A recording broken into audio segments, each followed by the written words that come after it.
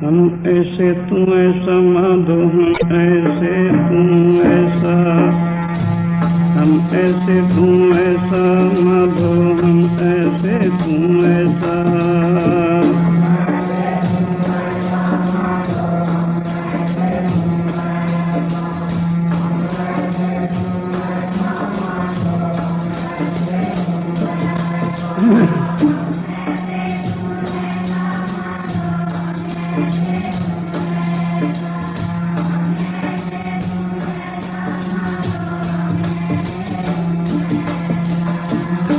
ऐसे तू ऐसा, हम ऐसे तू ऐसा, हम ऐसे तू ऐसा माधो, हम ऐसे तू ऐसा।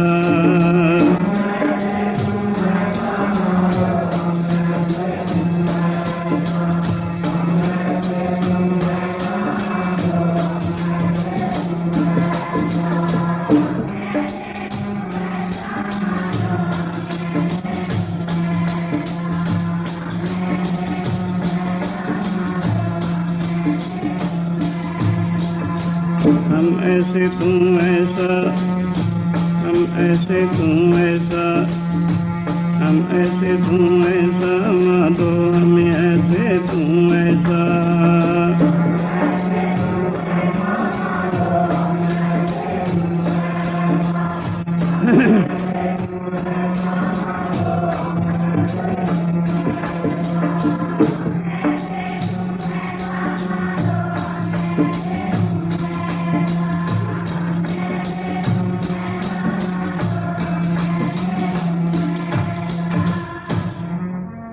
हम मैले तुम उज्जल करते, हम निर्गुण तू दाता, हम मूर्ख तुम चतुर सियाणे, तुम सर्व कला का ज्ञाता।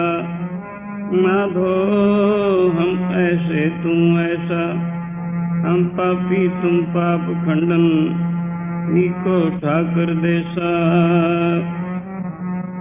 हम ऐसे तू ऐसा माधो, हम ऐसे तू ऐसा, हम ऐसे तू ऐसा माधो, हम ऐसे तू ऐसा।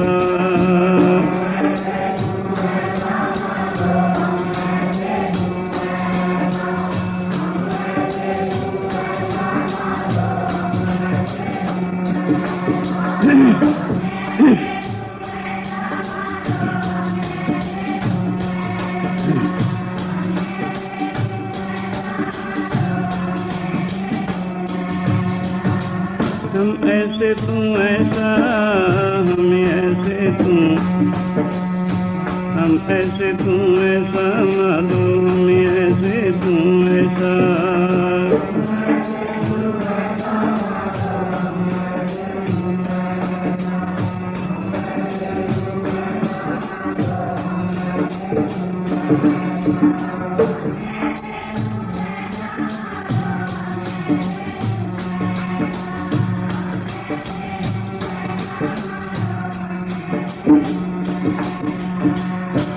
ऐसे तू ऐसा, हम ऐसे तू ऐसा, हम ऐसे तू ऐसा माधो, हम ऐसे तू ऐसा।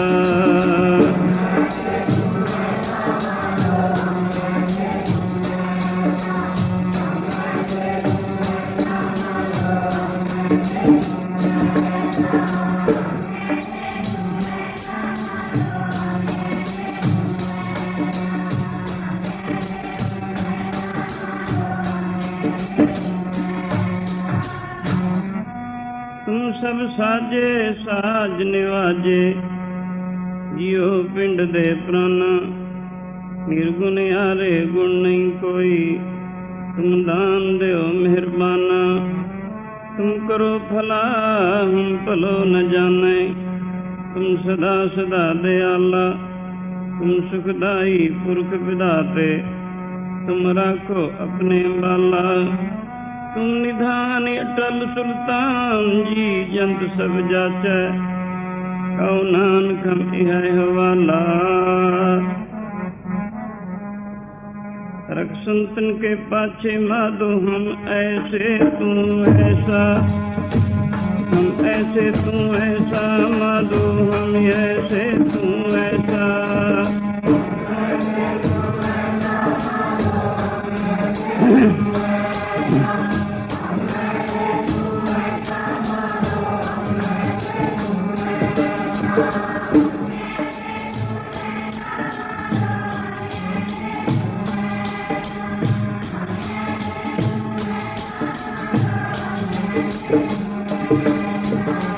हम ऐसे तू ऐसा, हम ऐसे तू ऐसा, हम ऐसे तू ऐसा माधो, हम ऐसे तू ऐसा।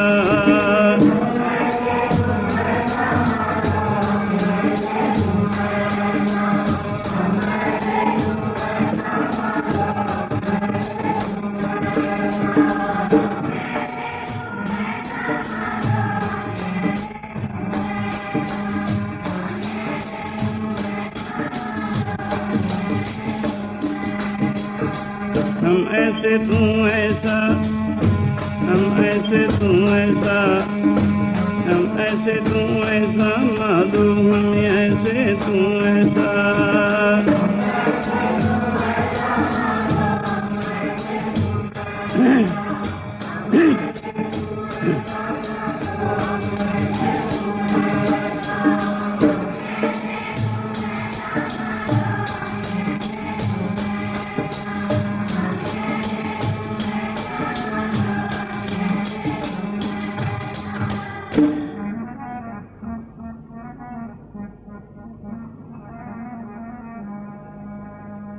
नाम जपिए तां दूर हुंदे दुखड़े, सेवा करके मान पाईंदा। जपिए तां दूर हुंदे, सेवा करके मान पाईंदा।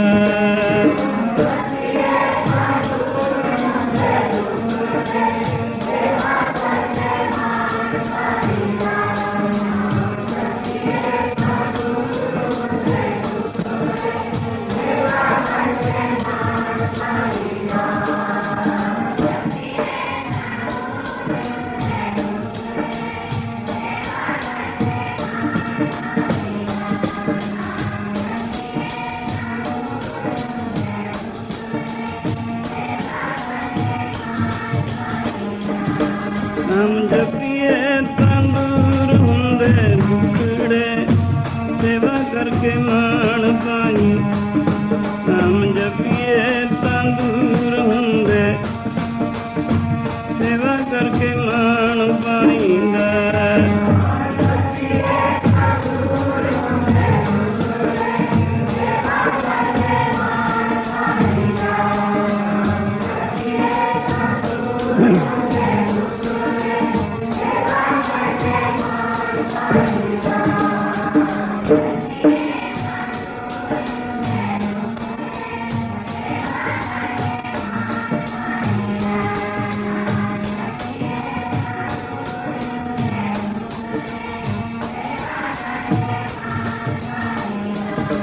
प्यारे जी सेवा करके मान पाईंदा प्यारे जी, सेवा करके मान पाईंदा।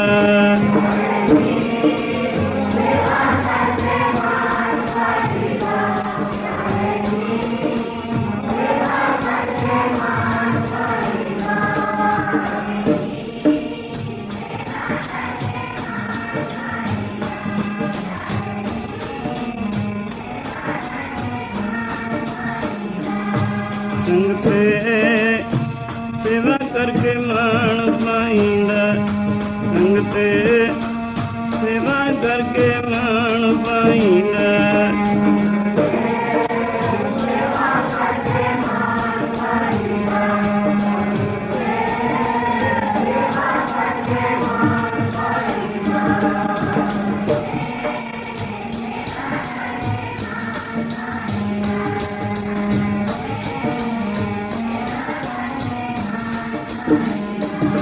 नाम जपिए तां दूर हुंदे दुखड़े, सेवा करके मान पाई। नाम जपिए तां दूर हुंदे, सेवा करके मान पाईंदा।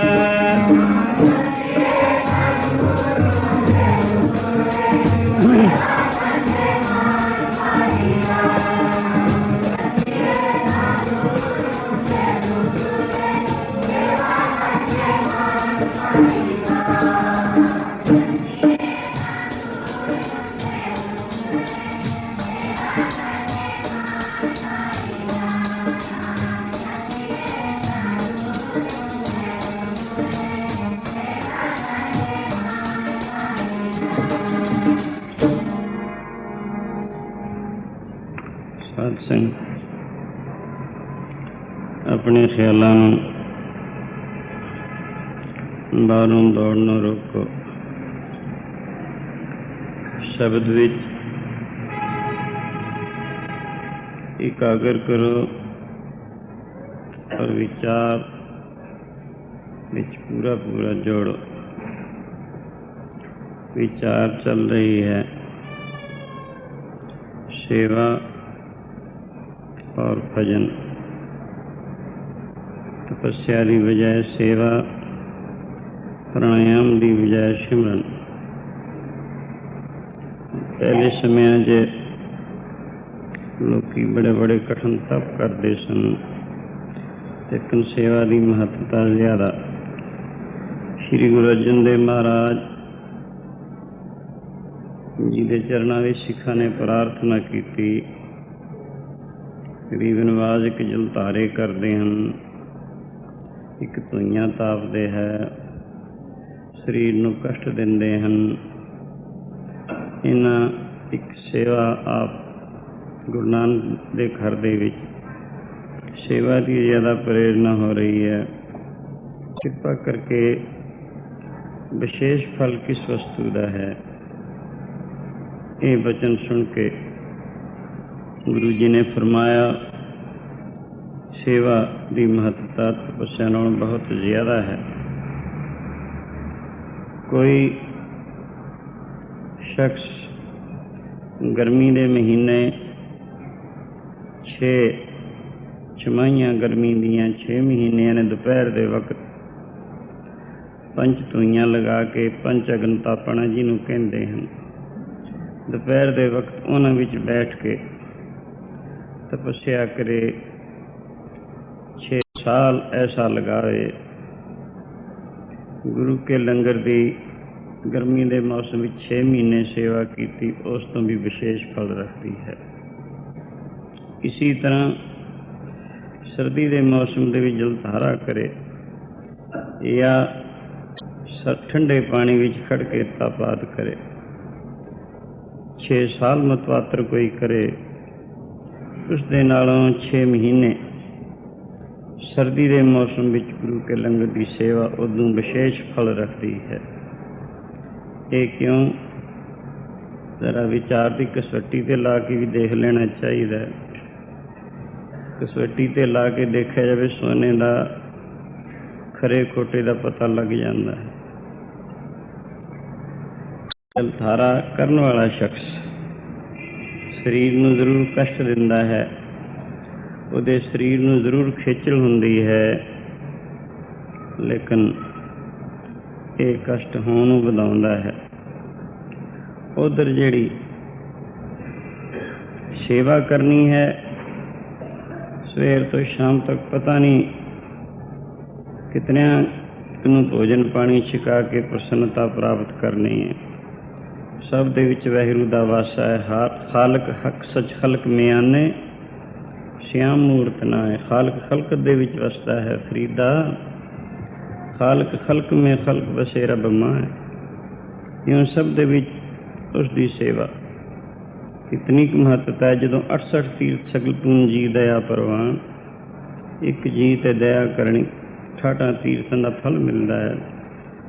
ਪਤਾ ਨਹੀਂ ਕਿਤਨਿਆਂ ਕੁ ਨੂੰ ਇਉਂ ਪ੍ਰਸੰਨਤਾ ਮਿਲਦੀ ਹੈ। ਇਸੀ ਤਰ੍ਹਾਂ ਗਰਮੀ ਜਾਂ ਸਰਦੀ ਹਰ ਦੋਨਾਂ ਮੌਸਮਾਂ ਦੇ ਵਿੱਚ ਤਾਂ ਤੇ ਸੇਵਾ ਦਾ ਫਲ ਬਹੁਤ ਜ਼ਿਆਦਾ ਦੱਸਿਆ ਹੋਇਆ ਹੈ।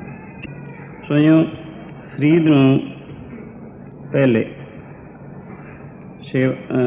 ਤਪੱਸਿਆ ਕਰਨ ਦਾ ਕਿਤਨੇ ਸਾਲ ਬੜਾ ਸਮਾਂ ਹੱਥ ਆਇਆ। ਫਰੀਦ ਦੀ ਮਾਤਾ ਨੇ ਉਸ ਨੂੰ ਲਗਨ ਲਗਾਈ, ਸ਼ੌਕ ਲਗਾਇਆ। ਅਖੀਰ ਕਹਿਣ ਲੱਗੀ, ਬੇਟਾ ਤਪ ਕਰ,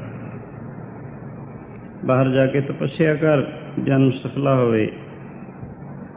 ਫਰੀਦ ਪੁੱਛਣ ਲੱਗਾ, ਮਾਤਾ ਕੋਈ ਤਰੀਕਾ, ਕੋਈ ਢੰਗ, ਕੋਈ ਯਤਨ, ਕਿਵੇਂ ਤਪ ਕਰਾਂ? ਮਾਤਾ ਕਹਿਣ ਲੱਗੀ, ਕਿਲੇ 'ਚ ਰਹੀ, ਕੜਾਹ ਪ੍ਰਸ਼ਾਦ ਛਕਿਆ ਕਰੀ, ਮਖਮਲੀ ਗੁਦੈਲਿਆਂ 'ਤੇ ਸमिਆ ਕਰੀ। ਇਹ ਗੱਲਾਂ ਸੁਣ ਕੇ ਫਰੀਦ ਹੈਰਾਨ ਹੋ ਗਿਆ। ਮਾਤਾ ਮੈਂ ਜਾਣਾ ਰੋਹੀਆਂ ਜੰਗਲਾਂ ਦੀਆਂ ਬਾਨਾਂ ਨੂੰ, ਉੱਥੇ ਕਿਲੇ ਕਿੱਥੇ? ਦੂਸਰੇ ਪਤਾ ਨਹੀਂ ਪੱਤੇ ਸੁੱਤੇ ਸੂਤ ਕੇ ਖਾਣ ਨੂੰ ਮਿਲ ਜਾਣ, ਕੜਾਹ ਪ੍ਰਸ਼ਾਦ ਕਿੱਥੇ ਮਿਲਣਾ ਉੱਥੇ? ਮਖਮਲੀ ਗੁਦੈਲਿਆਂ 'ਤੇ ਸੋਣਾ, ਰੋੜਾਂ ਦੇ ਬਿਸਤਰ ਮਿਲਣੇ ਹਨ ਤਪੱਸਿਆ ਕਰਨ ਵੇਲੇ। ਤਾਂ ਇਸ ਵਾਸਤੇ ਇਹ ਤਿੰਨੇ ਗੱਲਾਂ ਜੋ ਆਪ ਨੇ ਕਹੀਆਂ ਹਨ, ਇਹ ਕੈਸੇ ਮਿਲ ਸਕਣਗੀਆਂ? ਅੱਗੋਂ ਮਾਤਾ ਕਹਿਣ ਲੱਗੀ, ਬੇਟਾ ਫਕੀਰਾਂ ਦੀਆਂ ਰਮਜ਼ਾਂ ਹੁੰਦੀਆਂ ਹਨ, ਕੋਈ ਗੱਲ ਸਿੱਧੀ ਕਹੀ ਜਾਂਦੀ ਹੈ, ਕੋਈ ਕਿਸੇ ਤਰੀਕੇ ਸਿਰ ਕੁੰਡ ਦੁਆਰਾ ਕਹੀ ਜਾਂਦੀ ਹੈ। ਇਹ ਰਮਜ਼ ਹੈ। ਕਿਲਾ ਕਿਆ ਹੈ? ਸਤਸੰਗ। ਸਤਸੰਗ ਰੂਪੀ ਕਿਲੇ ਦੇ ਵਿੱਚ ਜਿਗਿਆਸੂ ਨੂੰ ਰਹਿਣਾ ਸ੍ਰੇਸ਼ਟ ਹੈ। ਦੂਸਰੇ ਕੜਾਹ ਪ੍ਰਸ਼ਾਦ ਕੀ ਛਕਣਾ ਹੈ? ਜਦੋਂ ਅਤਿਅੰਤ ਭੁੱਖ ਲੱਗੇ, ਭਾਵੇਂ ਕੁਛ ਵੀ ਮਿਲ ਜਾਏ, ਉਹੀ ਕੜਾਹ ਪ੍ਰਸ਼ਾਦ ਤੋਂ ਜ਼ਿਆਦਾ ਚੰਗਾ ਲੱਗੇਗਾ। ਰੱਜੇ ਆਦਮੀ ਨੂੰ ਚੰਗੇ ਚੰਗੇ ਪਦਾਰਥ ਵੀ ਅੱਛੇ ਨਹੀਂ ਲੱਗਿਆ ਕਰਦੇ। ਤਾਂ ਤੇ ਉਸ ਵਕਤ ਛਕਣਾ ਹੋਵੇਗਾ ਜਦੋਂ ਅਤਿਅੰਤ ਭੁੱਖ ਲੱਗੇ। ਇਹ ਕੜਾਹ ਪ੍ਰਸ਼ਾਦ ਛਕਣਾ ਹੈ। ਮਖਮਲੀ ਗੁਦੈਲਿਆਂ 'ਤੇ ਸੌਣਾ ਕੀ ਹੈ? ਜਦੋਂ ਅਤਿਅੰਤ ਭਜਨ ਕਰਦੇ ਕਰਦੇ ਨੂੰ ਨੀਂਦ ਆਵੇ, ਭਾਵੇਂ ਰੋੜਾਂ 'ਤੇ ਸੌਂ ਜਾਈ, ਭਾਵੇਂ ਕੰਢਿਆਂ 'ਤੇ ਸੌਂ ਜਾਈ, ਨਾ ਪਤਾ ਵੀ ਰੋੜਾਂ 'ਤੇ ਸੁੱਤਾ ਪਿਆ, ਨਾ ਮਖਮਲੀ ਗੁਦੈਲਿਆਂ ਦਾ ਪਤਾ ਹੈ। ਸੁਖੋਪਤ ਨੀਂਦ ਜਾਂ ਸੁਪਨ ਅਵਸਥਾ ਜਿਹੜੀ ਹੈ, ਸਰੀਰ ਦੀ ਸੋਝੀ ਨਹੀਂ ਹੋਇਆ ਕਰਦੀ। ਤਾਂ ਤੇ ਇਉਂ ਇਹ ਮਖਮਲੀ ਗੁਦੈਲਿਆਂ 'ਤੇ ਸੋਣਾ ਹੈ। ਸੋ ਇਹ ਤਿੰਨ ਗੱਲਾਂ ਫਰੀਦ ਦੀ ਮਾਤਾ ਨੇ ਫਰੀਦ ਨੂੰ ਤਪੱਸਿਆ ਕਰਨ ਵੇਲੇ ਜਦੋਂ ਰੋਹੀਆਂ ਜੰਗਲਾਂ ਨੂੰ ਗਿਆ, ਇਹ ਸਿੱਖਿਆ ਦਿੱਤੀ। ਇੱਕ ਤਪੱਸਿਆ ਮਾਰਗ ਜ਼ੋਹਦ ਹੁੰਦਾ ਹੈ, ਇੱਕ ਰਿਆਜ਼ਤ ਹੁੰਦੀ ਹੈ, ਯਾਨੀ ਇੱਕ ਤਪੱਸਿਆ ਹੁੰਦੀ ਹੈ, ਇੱਕ ਭਗਤੀ ਮਾਰਗ ਹੈ, ਦੋ ਹਨ। ਤਪੱਸਿਆ ਦਾ ਮਾਰਗ ਔਖਾ ਹੈ, ਬਹੁਤ ਔਖਾ ਹੈ, ਫਲ ਥੋੜ੍ਹਾ। ਭਗਤੀ ਮਾਰਗ ਇਹ ਸੌਖਾ ਹੈ, ਇਸ ਦਾ ਫਲ ਮਹਾਨ ਹੈ। ਭਗਤੀ ਮਾਰਗ ਵਾਹਿਗੁਰੂ ਦੇ ਭਜਨ ਦੇ ਵਿੱਚ ਬਿਰਤ ਨੂੰ ਲਵਲੀਨ ਕਰਨ ਦਾ ਨਾਮ ਹੈ। ਸਰਵਣ ਕੀਰਤਨ ਸਿਮਰਨ ਆਦਿ ਭਗਤੀ ਦੇ ਜਿਹੜੇ ਤਰੀਕੇ। ਸੋ ਇਉਂ ਫਰੀਦ ਰੋਹੀਆਂ ਨੂੰ ਚਲਾ ਜਾਂਦਾ ਹੈ। ਉੱਥੇ ਜਾ ਕੇ ਬੜੀ ਕਠਿਨ ਤਪੱਸਿਆ ਕੀਤੀ, 12 ਸਾਲ ਲਗਾਏ। ਦਰਖਤਾਂ ਦੇ ਪੱਤੇ ਸੂਤ ਸੂਤ ਖਾਂਦਾ ਰਿਹਾ। ਇਹੋ ਜਿਹੀ ਦਿਸ਼ਾ ਦੇ ਵਿੱਚ 12 ਸਾਲ ਤੋਂ ਬਾਅਦ ਦਿਲ ਵਿੱਚ ਖਿਆਲ ਆਇਆ ਕਿ ਚਲੋ ਮਾਤਾ ਨੂੰ ਮਿਲ ਆਈਏ, ਨਾਲੇ ਦੱਸਿਆਵਾਂਗੇ ਇਉਂ ਤਪੱਸਿਆ ਕੀਤੀ। ਘਰ ਆ ਜਾਂਦਾ ਹੈ, ਆ ਕੇ ਮਾਤਾ ਨੂੰ ਮੱਥਾ ਟੇਕਿਆ, ਪੁੱਛਣ ਲੱਗੀ, ਬੇਟਾ ਕਿਵੇਂ ਤਪੱਸਿਆ ਕੀਤੀ? ਸਾਰੀ ਗੱਲ ਦੱਸੀ। ਇਉਂ ਰੋਹੀਆਂ 'ਚ ਰਹਿੰਦਾ ਸਾਂ, ਕੀ ਖਾਂਦਾ ਹੁੰਦਾ ਸੀ? ਖਾਣ ਨੂੰ ਉੱਥੇ ਕੀ ਮਿਲਦਾ ਸੀ? ਦਰਖਤਾਂ ਦੇ ਪੱਤੇ ਸੂਤ ਕੇ ਖਾਂਦਾ ਸੀ। ਸੋਈਓ ਮਾਤਾ ਕਹਿਣੀ ਅੱਛਾ ਤੇਰਾ ਕੇਸੀ ਇਸ਼ਨਾਨ ਕਰਵਾਵਾਂ। ਕੇਸੀ ਇਸ਼ਨਾਨ ਕਰਵਾਇਆ। ਕੇਸ ਫਰੋਲਣ ਲੱਗੀ। ਜਾਣ ਕੇ ਕੇਸਾਂ ਨੂੰ ਖਿੱਚਦੀ ਹੈ। ਕੇਸਾਂ ਦੇ ਖਿੱਚਣ ਕਰਕੇ ਸਰੀਰ ਨੂੰ ਖੇਦ ਹੁੰਦਾ, ਕਸ਼ਟ ਹੁੰਦਾ ਹੈ, ਤਕਲੀਫ ਮਹਿਸੂਸ ਕਰਦਾ ਹੈ। ਪੁੱਛਦੀ ਹੈ ਮਾਤਾ ਕਿਉਂ? ਕਹਿਣਾ ਮਾਤਾ ਕੇਸ ਖਿੱਚਿਆਂ ਤਕਲੀਫ ਹੁੰਦੀ ਹੈ। ਕਹਿਣ ਲੱਗੀ ਤੈਨੂੰ ਕੇਸ ਖਿੱਚਿਆਂ ਤਕਲੀਫ ਨੇ? ਦਰਖਤਾਂ ਦੇ ਪੱਤੇ ਸੂਤ ਕੇ ਖਾਂਦਾ ਸੀ, ਉਹਨਾਂ ਨੂੰ ਵੀ ਤਕਲੀਫ ਹੁੰਦੀ ਹੋਣੀ ਹੈ। ਤੇਰੀ ਤਪੱਸਿਆ ਅਜੇ ਕਿਸੇ ਕੰਮ ਨਹੀਂ, ਜਾ ਜਾ ਕੇ ਤਪ ਕਰ। ਫਿਰ ਜਾ ਕੇ ਉਸ ਨੂੰ ਭੇਜ ਦਿੱਤਾ। ਫਿਰ ਫਰੀਦ ਨੇ ਕਾਠ ਦੀ ਰੋਟੀ ਬਣਾ ਲਈ ਹੈ, ਕੁਝ ਥੋੜ੍ਹਾ ਬਹੁਤਾ ਮਿਲ ਗਿਆ, ਸੰਤੁਸ਼ਟ ਰਹਿਣਾ। ਅਤੇ ਉਸ ਅਵਸਥਾ ਦੇ ਵਿੱਚ ਹੀ ਇਹੋ ਜਿਹੇ ਸ਼ਲੋਕ ਉਹਨਾਂ ਦੇ ਇਸ ਅਵਸਥਾ ਦੇ ਮਿਲਦੇ ਹਨ। ਫਰੀਦਾ ਰੋਟੀ ਮੇਰੀ ਕਾਠ ਦੀ, ਰੋਟੀ ਮੇਰੀ ਕਾਠ ਦੀ,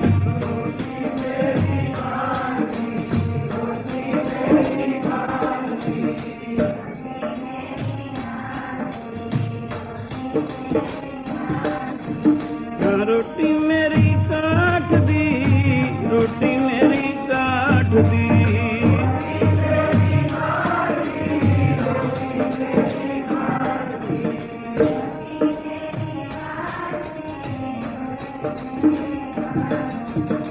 ਰੋਟੀ ਮੇਰੀ ਕਾਠ ਦੀ, ਰੋਟੀ ਮੇਰੀ ਕਾਠ ਦੀ,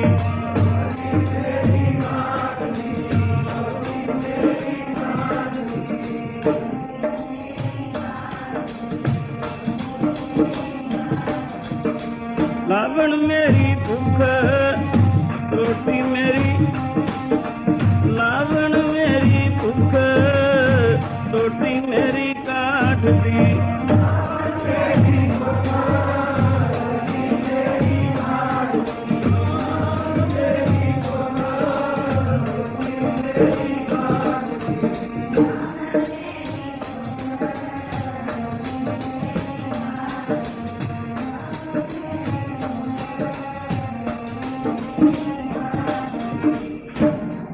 ਰੋਟੀ ਮੇਰੀ ਕਾਠ ਦੀ, ਲਾਵਣ ਮੇਰੀ ਭੁੱਖ, ਜਿਨ੍ਹਾਂ ਖਾਧੀ ਚੋਪੜੀ ਘਣੇ ਸਹਿਣਗੇ ਦੁੱਖ, ਰੁੱਖੀ ਸੁੱਖੀ ਖਾ ਕੇ ਠੰਡਾ ਪਾਣੀ ਪੀ, ਦੇਖ ਪਰਾਈ ਚੋਪੜੀ ਨਾ ਤਰਸਾਈ ਜੀ। ਸੰਤੋਖ ਵੱਲ ਇਸ਼ਾਰਾ ਹੈ। ਰੋਟੀ ਕਾਠ ਦੀ, ਲਾਵਣ ਕਹੀਏ ਨਾਲ ਨੂੰ ਸਬਜ਼ੀ ਭਾਜੀ ਭੁੱਖ ਹੈ। ਇਹੋ ਜਿਹੇ ਉਸ ਵਕਤ ਦੇ ਸ਼ਲੋਕ ਫਰੀਦ ਦੇ ਮਿਲਦੇ ਹੈ। ਇਹੀ ਜੀ ਦਿਸ਼ਾ ਦੇ ਵਿੱਚ ਸਰੀਰ ਸੁੱਕ ਕੇ ਲੱਕੜ ਵਰਗਾ ਹੋਇਆ ਸੀ ਔਰ ਕਾਲਾ ਘੱਟ ਹੋ ਗਿਆ ਗਰਮੀ ਸਰਦੀ ਚੱਲਣ ਕਰਕੇ। ਪ੍ਰਤੀਕਸ਼ਾ ਵੇਲੇ ਐਸੀ ਦਿਸ਼ਾ ਹੀ ਹੋਇਆ ਕਰਦੀ ਹੈ ਪ੍ਰਤਿਕਸ਼ੂ ਪੁਰਸ਼ਾਂ ਦੀ। ਸੋ ਸਾਸੇ ਰਾਤ ਖੜ ਕੇ ਇਉਂ ਤਪ ਕਰਦਾ ਸੀ। ਇੱਕ ਦਫਾ ਜੰਗਲ 'ਚ ਖੜਾ ਹੋਇਆ ਹੈ। ਇੱਕ ਕੋਈ ਲੋਹਾਰ, ਸਿਰ 'ਤੇ ਪਾਣੀ ਦਾ ਘੜਾ ਹੈ, ਮੋਢੇ 'ਤੇ ਕੁਹਾੜਾ ਹੈ। ਕੋਈ ਸੁੱਕੀ ਲੱਕੜ ਢੂੰਡਦਾ ਫਿਰਦਾ ਹੈ। ਉਸਨੂੰ ਫੂਕ ਕੇ ਕੋਲੇ ਬਣਾ, ਕੋਲਿਆਂ ਦੀ ਚਾਨਣ ਨੂੰ ਮੁੱਖ ਰੱਖ ਕੇ ਫਿਰਦਿਆਂ ਫਿਰਦਿਆਂ ਜਿੱਥੇ ਫਰੀਦ ਖੜਾ ਸੀ ਅੰਧੇਰੇ ਵਿੱਚ, ਸੋਚਿਆ ਵੀ ਇਹ ਸ਼ਾਇਦ ਲੱਕੜ ਸੁੱਕੀ ਹੋਣੀ ਹੈ। ਕੁਹਾੜੇ ਦਾ ਪਿਛਲਾ ਪਾਸਾ ਮਾਰ ਕੇ ਪੀਣ ਪਤਾ ਲੱਗ ਜਾਂਦਾ ਸੁੱਕੀ ਗਿੱਲੀ ਲੱਕੜ ਉਸ ਦੀ ਆਵਾਜ਼ ਤੋਂ। ਸੋ ਜਦੋਂ ਪਿਛਲਾ ਪਾਸਾ ਕੁਹਾੜੇ ਦਾ ਮਾਰਿਆ, ਉਸ ਮੌਕੇ ਫਰੀਦ ਬੋਲਿਆ ਅਤੇ ਇਉਂ ਉਸ ਮੌਕੇ ਸ਼ਲੋਕ ਉਚਾਰਨ ਕੀਤਾ। ਕਿਤੇ ਮਾਰ ਨਾ ਗਵਾਵੀ ਮੇਰਾ ਵੀਰ ਨਾ ਖਾਤਰ ਕੋਲਿਆ, ਕਿਤੇ ਮਾਰ ਨਾ ਗਵਾਵੀ ਮੇਰਾ ਵੀਰ ਨਾ ਖਾਤਰ ਕੋਲਿਆਂ ਦੀ।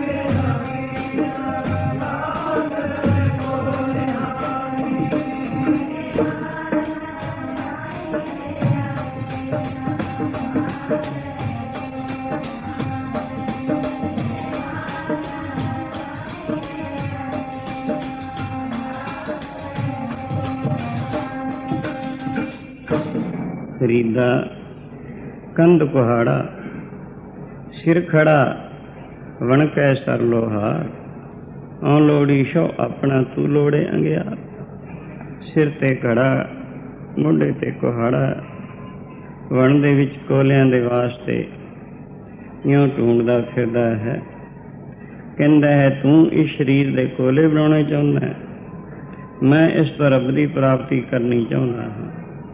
इत्याद इहो जी दिशाएं भी तपस्या की। उस तो बाद फिर फरीद ने सोचा चलो माता नूं मिले आईए नाले दसे आईए 12 साल हो गए भी इउं तपस्या की।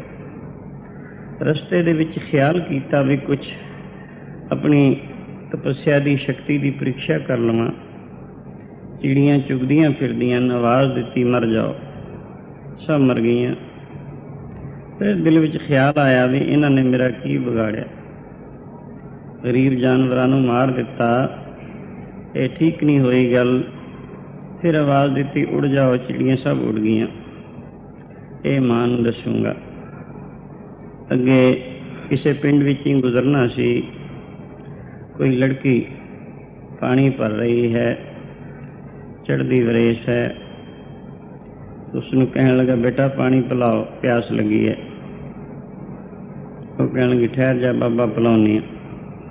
पानी कड़ डोल खूह विचों घड़ा भरिया पिया है उसके उपर डोली जा रही है। फिर कहने लगा फरीद बेटा पानी पिलाओ प्यास लगी है। वो कहती ठहर जा बाबा इतने चिड़ियाँ नहीं मर जाएंगियाँ उड़ जाएंगियाँ। ये सुन के हैरान हो गया फरीद भी कितने मीलों ते गल हुई इसनूं किवें पता। सो चित विच प्यास तो भुल गई होर ही ख्याल हो गए पूछांगे ये शक्ति कित्थों पाई।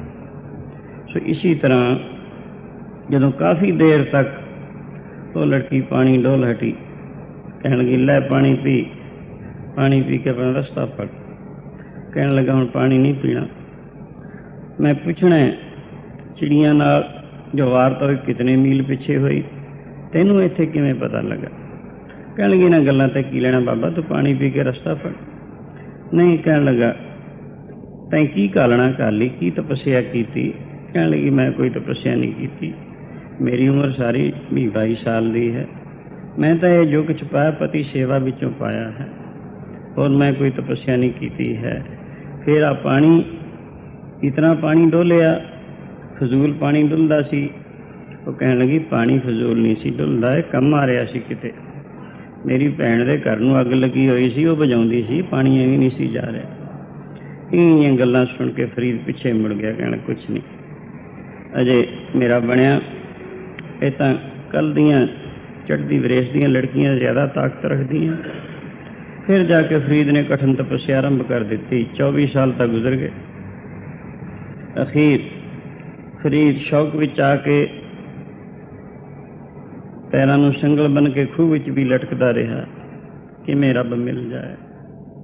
ते यही जी दिशा दे विच शरीर सुक के कंढा होया सी हिलण दी ताकत नहीं मुरदे दी न्याई होया सी।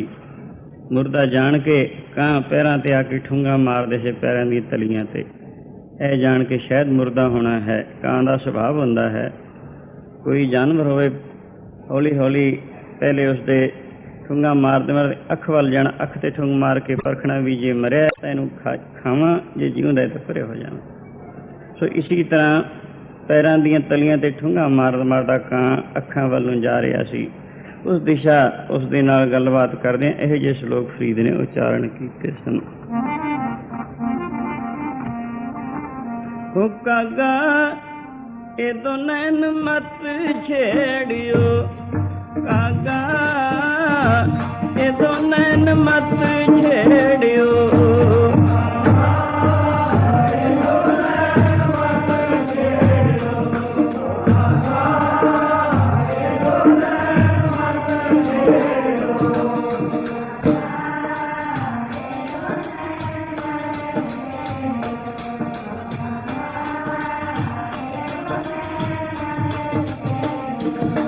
कागा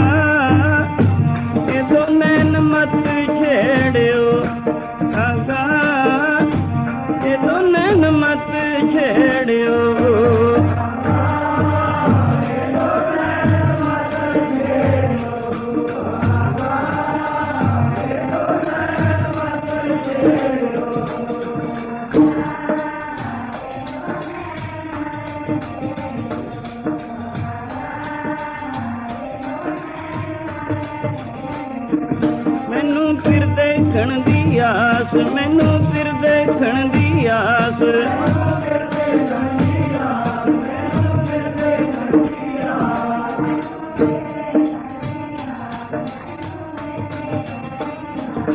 मैनू फिर देखण दी आस, मैनू फिर देखण दी आस।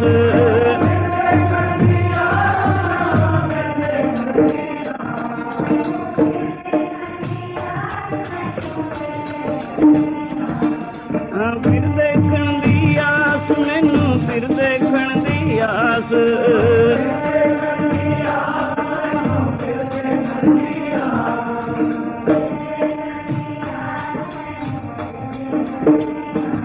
मैनू फिर देखण दी, मैनू फिर देखण दी आस।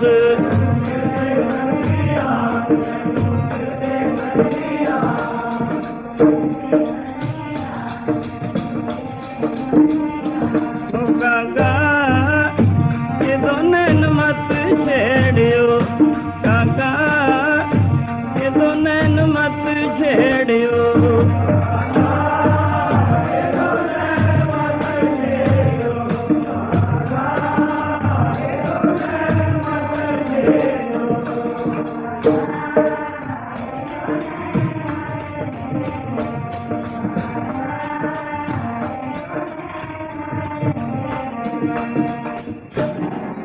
खरीदा तन सुक्का पिंजर थिया, तलियां ठूंगे काग। अजे सो रब न बौड़ियो, देख बंदे दे भाग। कागा करंगड़ ढोलिया, सगला खाया मास। ए दोए नैन मत छुओ, फिर देखण की आस। कागा चूंड न पिंजरा, वसे तो उडर जाहे। जिस पिंजरे मेरा शौ बसे, मांस न तिदू खाए। कागा ए दो नैन मत छेड़ियो, ओ कागा ए दो नैन मत छेड़ियो।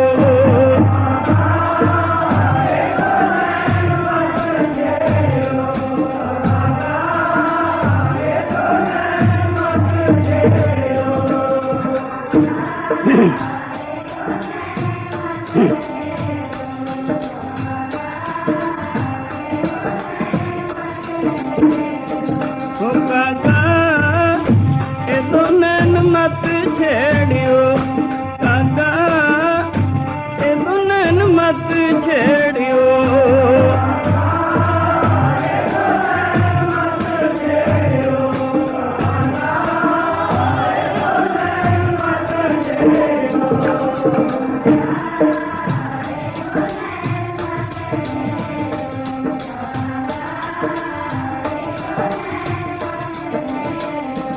मैनू फिर देखण दी आस, मैनू फिर देखण दी आस।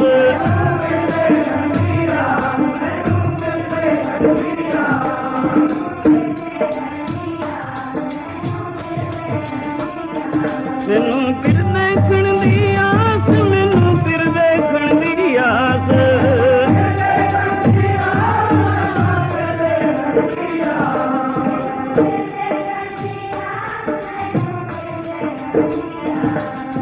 फिर देखण दी आस, मैनू फिर देखण दी आस।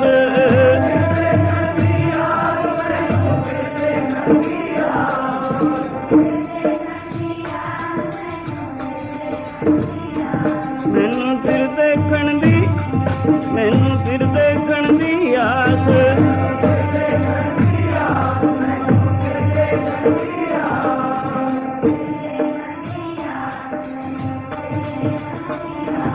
काका ए दो नैन मत छेड़ियो, काका ए दो नैन मत छेड़ियो।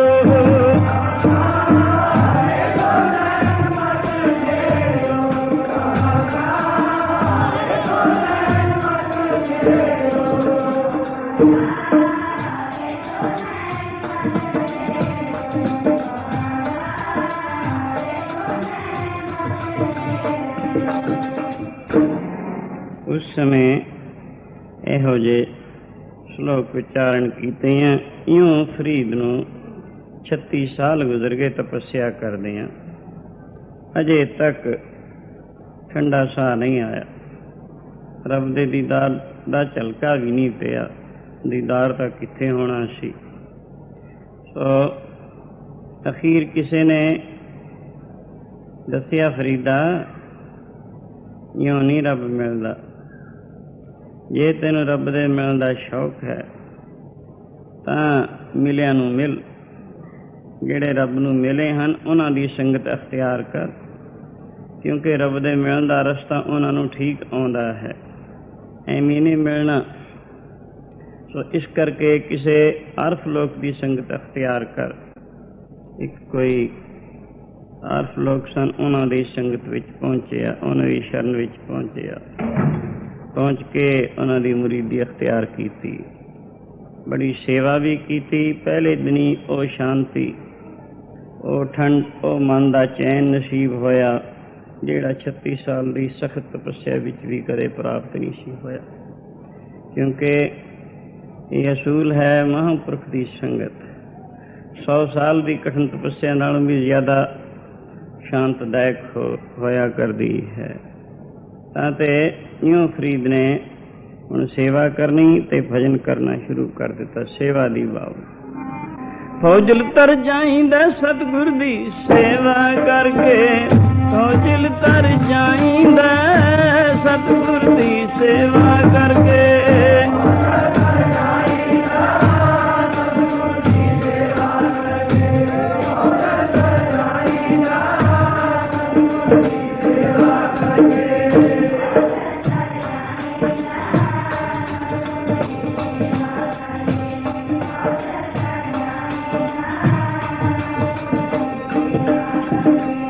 ਫੌਜਲ ਤਰ ਜਾਈਂਦਾ ਸਤਿਗੁਰ ਦੀ ਸੇਵਾ, ਫੌਜਲ ਤਰ ਜਾਈਂਦਾ ਸਤਿਗੁਰ ਦੀ ਸੇਵਾ ਕਰਕੇ।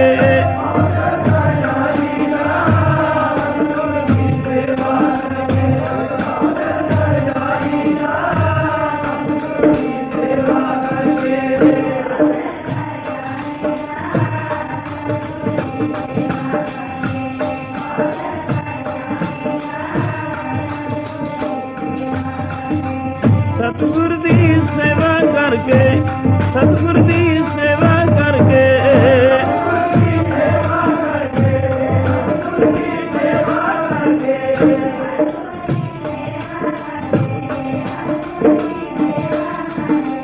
ਸਤਿਗੁਰ ਦੀ ਸੇਵਾ ਕਰਕੇ, ਸਤਿਗੁਰ ਦੀ ਸੇਵਾ ਕਰਕੇ।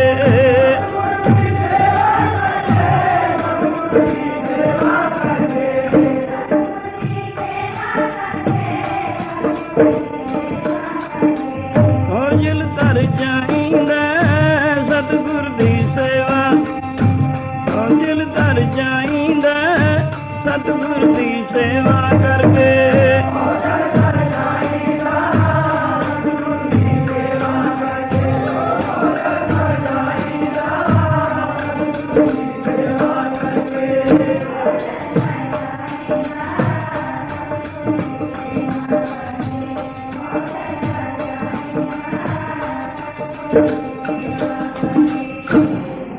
गुर पीरा की चाकरी महा करड़ी सुख सार, नदर करे जिस अपनी तिस लाए हेत प्यार।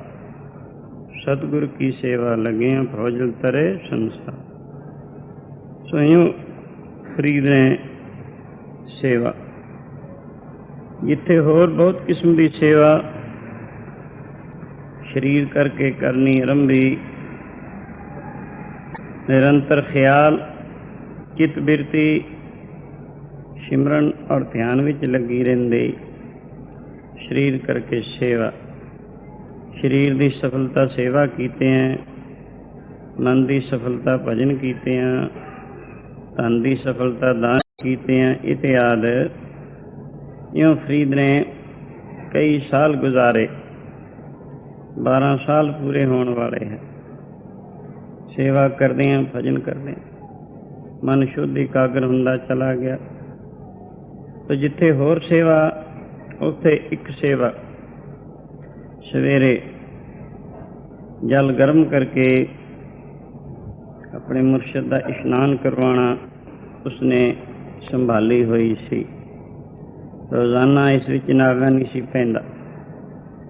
किसी मत मतांतर दे भी महापुरख हैं, उन्हां दा अमृत वेले नूं संभालना जरूरी सुभाव होया करदा है। उस वेले उठ के इशनान आदि करके शरीर की शुद्धि द्वारा समाधि विच लीन होना हुंदा। इसी तरह ये महापुरख बिरध बहुत बिरध शरीर सी, गर्म जल करके उस नाल फरीद इशनान करवाया करदा सी।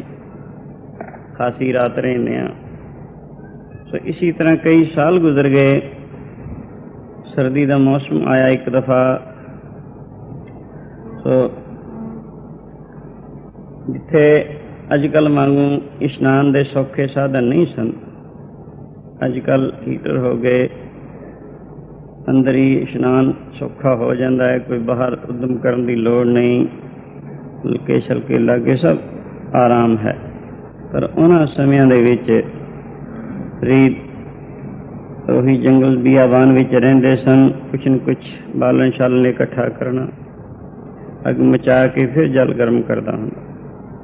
सो अज रात नूं बारिश बहुत पै गई, इतनी बारिश पै गई सारा बालन भी भिज गया।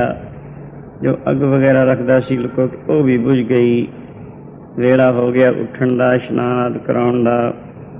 पर आसमान दे विच बदल, कालियां घटां, गोडे गोडे पानी फिरदा है, बालन सारा भिज गया, अग सारी बुझ गई है। किवें कीता जाए? यूं यही जी दिशा दे विच फरीद उस मौके अपने मन दे नाल कुछ विचारां कशमकश करदा होया इहो जिहे श्लोक उच्चारण करदा है। फरीद गलियां चिक्कड़ दूर खर नाल प्यारे ने, चलां तां भिजे कंबली राहां तां टुटे ने। इशनान कराउण वास्ते बड़ियां दिक्कतां पेश आउणियां, साधन सारे खत्म हैं। वक्त इहो जिहा कि तू अग वगैरह होर बालन शालन का इंतजाम नहीं बन सकना। अगर इशनान ना कराया गया, कितने साल की जो कालना सेवा है वो भंगना पैंदी है। इस करके इहो जिहे विचारां नूं मद्दे नज़र रखदे होया इयों उच्चारण करदा है।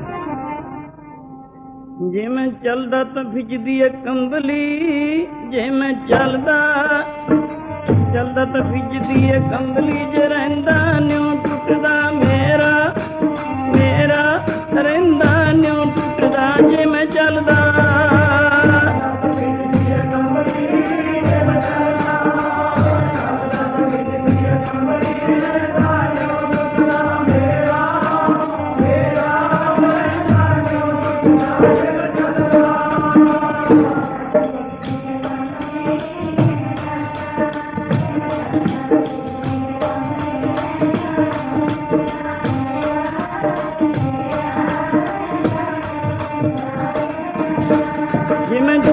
तां भिजदी है कंबली, जे मैं चलदा तां भिजदी है कंबली, जे रहिंदा न्यों टुटदा मेरा रहिंदा न्यों टुटदा। जे मैं चलदा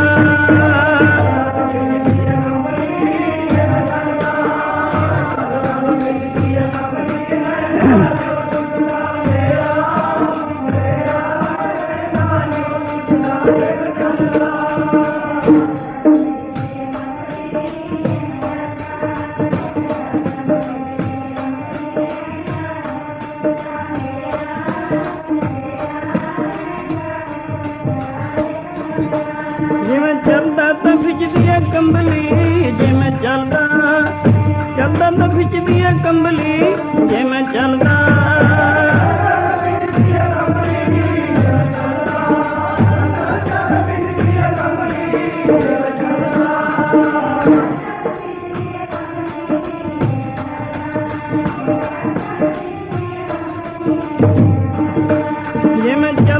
भिजदी है कंबली, जे मैं चलदा तां भिजदी है कंबली, ਜੇ ਮੈਂ ਚੱਲਦਾ